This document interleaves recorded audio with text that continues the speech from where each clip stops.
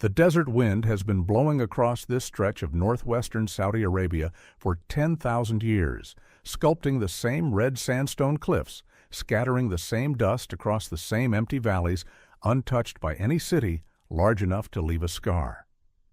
The land here is older than most civilizations. Bedouin tribes have crossed it for centuries, leaving only footprints and stone hearths that the wind erases within a season. Nothing permanent has ever stood on this ground. Nothing has ever needed to. And then, sometime in the last 5 years, the wind began hitting something it had never encountered before. A wall, a mirrored wall, taller than the Empire State Building, stretching in a single dead straight line across the horizon, so vast and so reflective that satellites can already see the construction trench from low Earth orbit. A glittering scar cutting across the Tabuk desert, visible from space without magnification.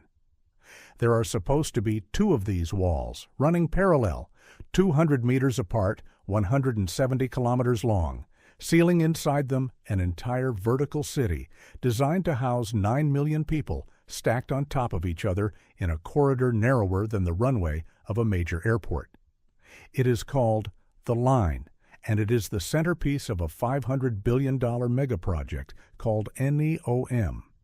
And it is, by almost any honest engineering assessment, one of the most physically improbable structures ever proposed by a modern nation. The official price tag has now climbed somewhere between $500 billion and $1.5 trillion. Some leaked internal estimates put the lifetime cost closer to $9 trillion. By 2030, the original deadline, the city was supposed to house 1.5 million residents along its full length. The latest revised target is 40,000 people in a stub barely 2.5 kilometers long. And yet, construction has not stopped. The mirror walls are rising. To understand why this project exists at all, you have to start with a problem that Saudi Arabia has been quietly panicking about for the last decade. The country runs on oil. 90% of its export revenue, more than 70% of its government budget, and almost the entire foundation of its modern social contract comes out of the ground in the form of hydrocarbons. And the entire industrialized world has spent the last 20 years building the technology to stop needing it. Electric cars, solar panels, hydrogen fuel cells, battery storage. Every year another piece of the post-oil future falls into place, and every year Saudi Arabia watches the curve and counts the decades it has left. So in 2016, the Saudi Crown Prince, Mohammed bin Salman, announced something called Vision 2030, a sweeping economic transformation plan designed to wean the kingdom off oil before the world forced it to. Tourism, technology, manufacturing, entertainment, finance, every sector that did not exist meaningfully inside Saudi Arabia would be built from scratch. The flagship of that plan was a brand new region in the empty northwest of the country, a stretch of desert and coastline larger than Belgium called NEOM. Inside NEOM, the most ambitious individual project of all would be a city unlike anything humans had ever built. Not a circular city, not a grid, a line, a perfectly straight line. On 170 kilometers long, 200 meters wide, 500 meters tall, walled in mirrored glass on both sides, with no cars, no roads, no streets, only a high-speed rail running through its base, capable of moving a person from one end to the other in 20 minutes. Inside this corridor would be everything. Apartments stacked vertically.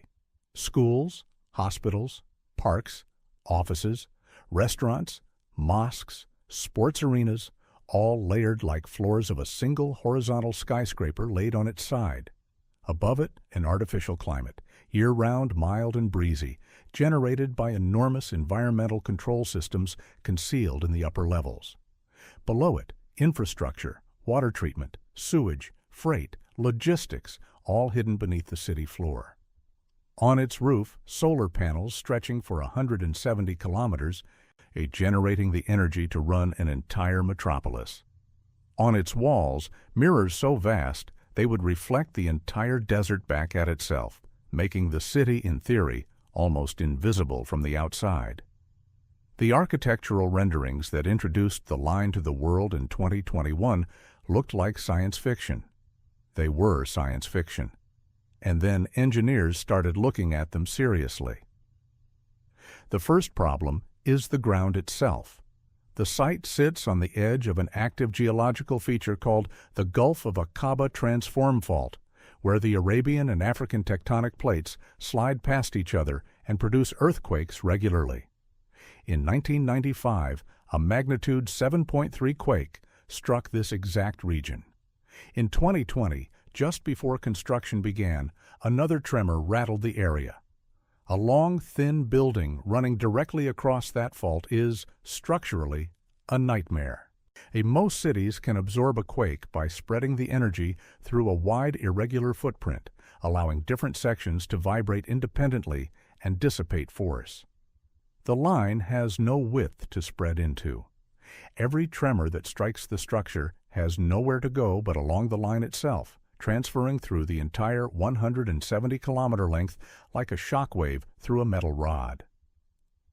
Engineers have proposed a modular segmented design, breaking the structure into independently moving sections connected by flexible joints, allowing each segment to ride a tremor without transferring stress to its neighbors. It is theoretically possible. It has never been built at this scale. The largest segmented structures ever constructed, certain bridges and pipelines, are a tiny fraction of the line's proposed length. The second problem is the mirror itself. A continuous reflective surface 500 meters tall and 170 kilometers long would be the largest mirror ever assembled by humans by several orders of magnitude. The total reflective area would exceed 170 square kilometers of polished glass, more than the surface area of every mirror ever installed on every building in human history combined. The physics of that surface is genuinely unsettling. Sunlight striking polished glass at certain angles can be focused into beams hot enough to melt aluminum, a phenomenon already documented at curved skyscrapers in London and Las Vegas, where reflected sunlight has burned cars, buckled pavement, and ignited carpets on the streets below. A flat mirror is less dangerous than a curved one, but a flat mirror this large, exposed to the relentless desert sun, will create localized heat zones in the surrounding desert, alter wind patterns at ground level, and produce light pollution visible from low Earth orbit. Astronomers have already raised concerns that the structure could interfere with night sky observation across a vast region. The deeper problem, the one ornithologists have warned about for years, is birds.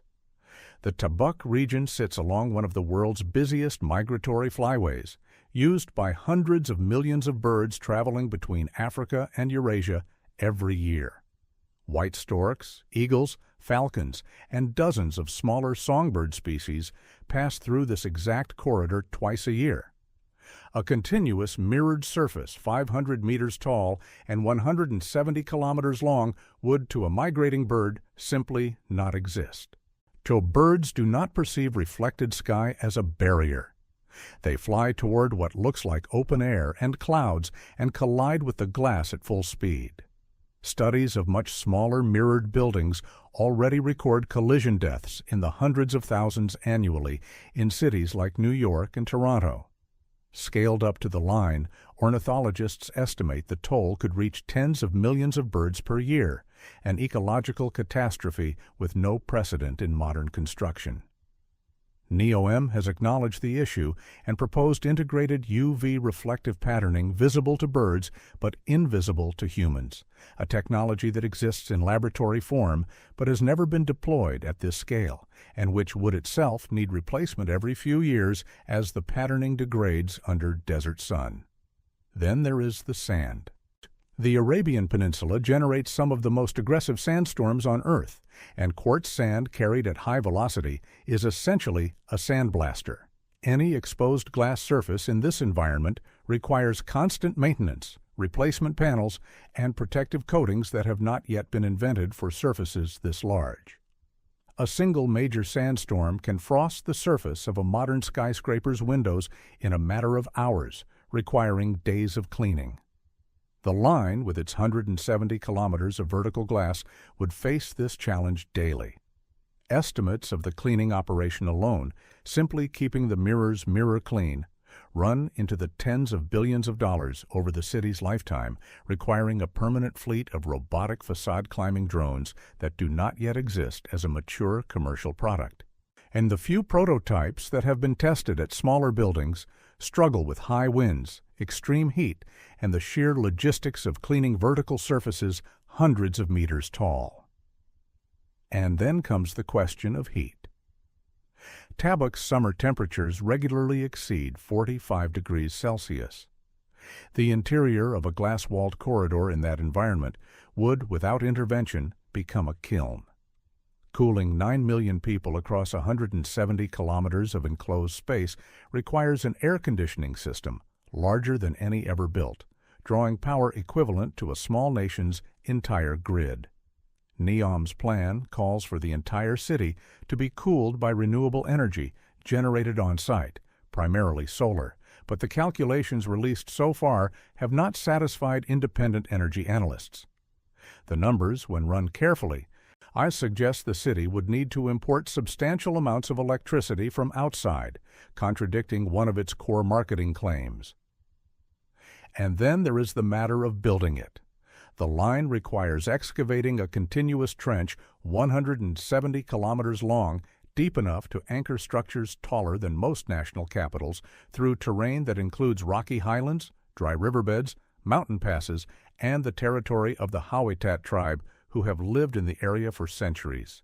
In 2020, 3 members of the tribe were killed and dozens more arrested or sentenced to death after refusing to leave their ancestral villages to make way for the project, a chapter of the story that rarely appears in the official renderings. Human rights organizations have documented the forced displacement of thousands of residents, the demolition of entire villages, and the use of counterterrorism legislation against tribal elders who attempted to resist. The construction itself is being attempted through modular prefabrication, where massive components are built in off-site factories, transported on specialized vehicles, and lifted into place by some of the largest cranes ever assembled. Satellite imagery confirms that the trench has been dug for roughly 2.5 kilometers, that the foundations are real, that the walls are rising in segments, and that the largest civil engineering operation since the construction of the Three Gorges Dam is genuinely underway in the Tabuk Desert. The labor force alone numbers in the tens of thousands, drawn from across South Asia, Africa, and Southeast Asia, working in conditions that have drawn repeated international scrutiny. Reports of worker deaths, withheld wages, and confiscated passports have surfaced consistently since construction began. By 2024, internal documents leaked to Bloomberg revealed that NEOM's leadership had quietly accepted that the original 2030 vision was no longer achievable. The project was scaled back. The 170-kilometer line was cut to 2.4 kilometers for the 2030 deadline. The 1.5 million residents target was cut to 40,000. Several senior executives, including the project's CEO, Nadmi Al-Nasser, departed in rapid succession through 2024 and into 2025. The Saudi Public Investment Fund, which had committed roughly $500 billion to the broader NEOM region, began signaling that further funding would be conditional on demonstrable progress. Independent cost analyses, accounting for the full lifetime expense including operations, maintenance, mirror replacement, climate control, and the sheer scale of imported labor and materials, have suggested the true cost of completing the original 170-kilometer vision could exceed $9 trillion, a figure larger than the annual gross domestic product of every country on Earth except the United States and China. To put that number in scale, $9 trillion is roughly equivalent to building the entire United States interstate highway system 120 times over, or constructing every skyscraper currently standing on Earth 7 times over for a single city designed to house fewer people than Greater London. And yet somehow, the strangest thing about the line is not its cost, or its physics, or its scale. The strangest thing is that some version of it is actually being built. The mirror panels are real, the trench is real, the cranes are real, the workers are real. Whether what eventually rises in the Tabuk Desert will be a 170-kilometer vertical city or a 2.4-kilometer architectural curiosity, something will exist there. Architects who have worked on the project quietly admit that even a fraction of the original vision, if completed, would be the most ambitious single piece of urban architecture in human history. A 2.4-kilometer stub, fully built out to its proposed 500-meter height, with mirrored facades and internal climate, would still be taller than any building currently standing on Earth, longer than any single structure in the United States, and more expensive per square meter than any city ever built. The question hanging over the entire project is whether ambition at this scale can survive contact with physics, with money, and with time. The desert has been patient for 10,000 years. It can afford to wait and see. The fault line will continue to slip. The migratory birds will continue to fly. The sandstorms will continue to scour. The summer sun will continue to test every promise made in every glossy rendering. And somewhere in Riyadh, in a quiet office, the original renderings still hang on the wall, 170 kilometers of mirrored impossibility drawn in clean architectural lines, waiting for the moment a country decides whether the most ambitious city ever conceived is a vision of the future or simply the most expensive mirage ever cast across a desert. The wind, for its part, has not stopped blowing.